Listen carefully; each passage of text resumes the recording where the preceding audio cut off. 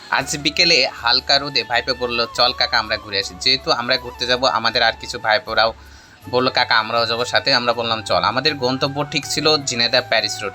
পথের দুধারে সবুজ ফসল, চোখে যেন মোহজাল জোড়া, গ্রামের আঁকাবাঁকা পথ, মিঠো গন্ধ মন হেলে। শেষে পৌঁছলাম প্যারিস রোডে, যেখানে নারকেল গাছ দুলছে এবং দুপাশ দিয়ে মনে হচ্ছে প্রকৃতির গেট সাজানো। মনটা ভরে গেল। ঈদের দুদিন আগে গেছিলাম, মানুষ কম ছিল, তাই জায়গাটা নির্জন ও প্রাণবন্ত। এরপর গন্তব্য আমাদের কালীগঞ্জ উপজেলার ললডাঙ্গা রাজবাড়ি। রাজাদের আমলে তৈরি, আজ কেবল আছে মন্দির আর স্মৃতির খোঁজগাড়ি।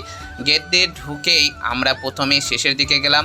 এখানে অনেকগুলো আগে মন্দির ছিল। যখন 2007 এবং 2008 সালে বন্ধুদের সাথে এসেছি, তখন মন্দিরগুলো অনেক বড় ছিল, কিছু কিছু খসে গিয়েছে ইট। প্রত্যেকটা ইটে এক একটা করে সুন্দর সুন্দর করে ছবি বা কারুকার্য ছিল, যা অপূর্ব সুন্দর ছিল। মন্দিরগুলো বহু পুরাতন ঐতিহ্য বহন করে।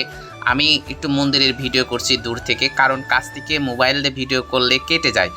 এই ভিডিওটা আমার ভিডিওতেও ভিডিও করা আছে, এখন দিতে পারিনি কারণ এডিট করে শেষ করতে পারিনি। পরে যখন দেব তখন সবাই দেখতে পারবেন বিস্তারিত সহকারে সুন্দর করে। সেই পর্যন্ত সাসপেন্স।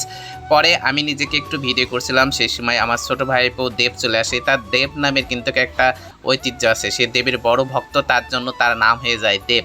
সে নিজেকে দেব বলে দাবি করত। অন্যান্য যে সকল মন্দির আছে সেগুলো আমি দেখানোর চেষ্টা করছি। মন্দিরের পাশ দিয়ে বয়ে গেছে বেগবতী নদী, তার টলমলে জলে চাঁদ যেন পড়ে। চেষ্টা করেছি ভিডিওতে দেখাতে। নদীর ধারে হাওয়ার দোলা, পাখির গান আমাদের মনটা ভরিয়ে দিচ্ছিল।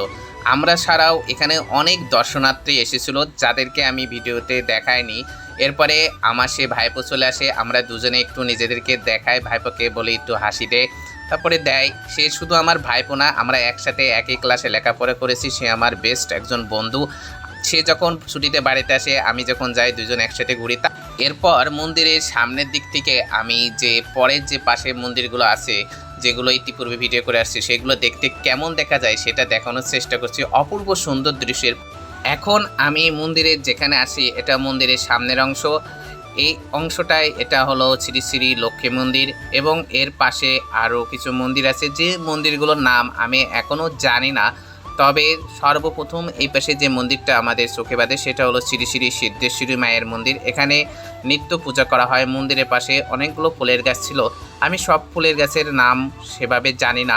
ললডাঙ্গা রাজবাড়ি শ্রী শ্রী দুর্গা পুজো এবং বাসন্তী পুজো খুবই ধুমধামে পালন করা হয়। আজকের ভিডিওটি এ পর্যন্তই, আবার নতুন ভিডিও নিয়ে দেখা হবে।